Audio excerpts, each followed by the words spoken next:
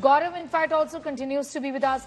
Gaurav, what's really being seen and what really needs to be addressed on a war footing right now is the increasing activity by Khalistanis, essentially, outside of India. And this is not just Canada like we've seen. It's Glasgow, it's been in the UK, it's been in the US, in different parts, of many other countries, like I said, outside of India. And that's the worrying aspect. Aneesha has been getting us some of these stellar reports getting us the gravity of the situation in Canada. But look at the situation in Italy. Look at the situation in the United Kingdom. Look at Hindu temples being attacked even in Australia. And these are all supposed to be first world countries. These are all democracies. Now, if you are a liberal democracy, does violence constitute a part of free speech? And what we are seeing is violence and threats of violence. If Indian diplomats are not safe, whether it's in Canada or in the United Kingdom, the threat of violence just early this morning at Glasgow. Now, is this free speech?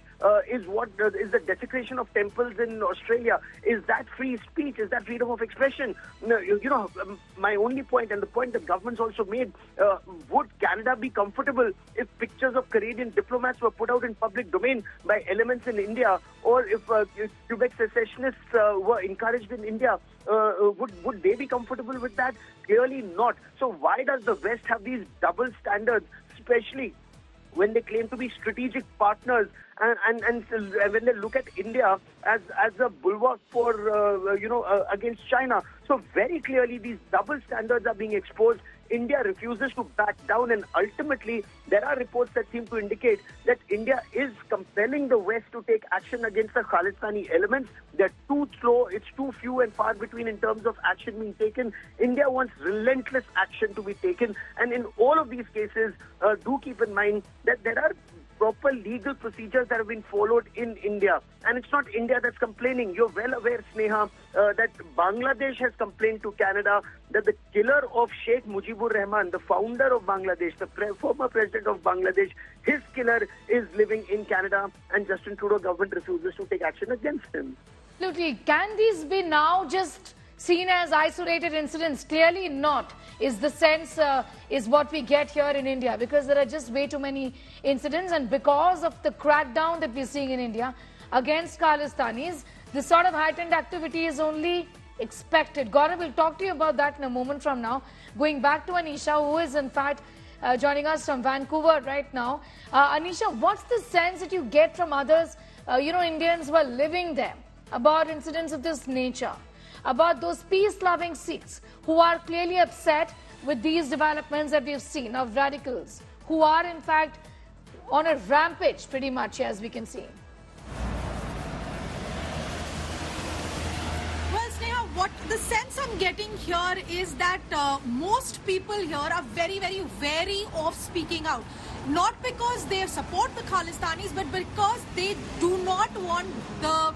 And I'm quoting one of the senior citizens I met very recently.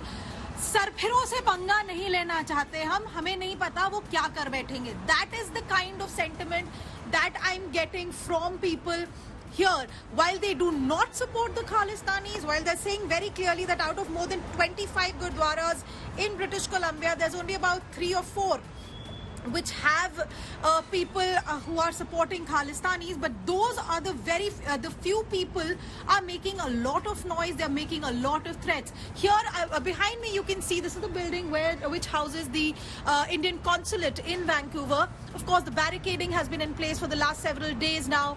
You can see these the city of Vancouver, the police has left these barricades in place. If you remember, just a few days ago, the Khalistanis held a protest. What happened at that protest? Just about 30-40 people showed up outside the Vancouver consulate. I was personally in Toronto. Just about 25 to 30 people at most were there. Same number of people in Ottawa as well. But these people came with a lot of noise, with a lot of the aggression, and that is what is worrying the people here, because most of the Indians living in Canada are worried about their futures, they're worried about their work, they do not want their lives to be disrupted. And a very clear sentiment among the people here is that if we speak out, we don't know what they're going to do. One of the oldest Gurudwaras in Canada, I spoke to the Gurudwara management there this afternoon, and we're going to be running that story during the day today.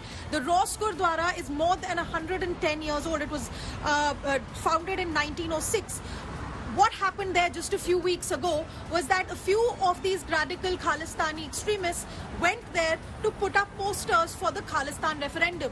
When the people at that Gurudwara objected to the posters being put up there, they were subjected to threats, and we're being told that they are still very, very intimidated. The particular people at the Ross Gurudwara who had objected to these Khalistani elements, in fact, refused to speak to us on camera. They said, well, we've already seen enough threats, we've seen enough intimidation, we've seen enough people shouting abuses at us. We do not want to come on camera and create further trouble for ourselves. So that is exactly what is happening here, that a small number of people seems to be holding a lot of people hostage as far as their ability to speak out is concerned. So it's a lost cause in India already, and that's the reason why we, like Aneesha said, just a small group of people holding just a large group of people hostage is what it does appear as far as heightened activity by Khalistanis is concerned.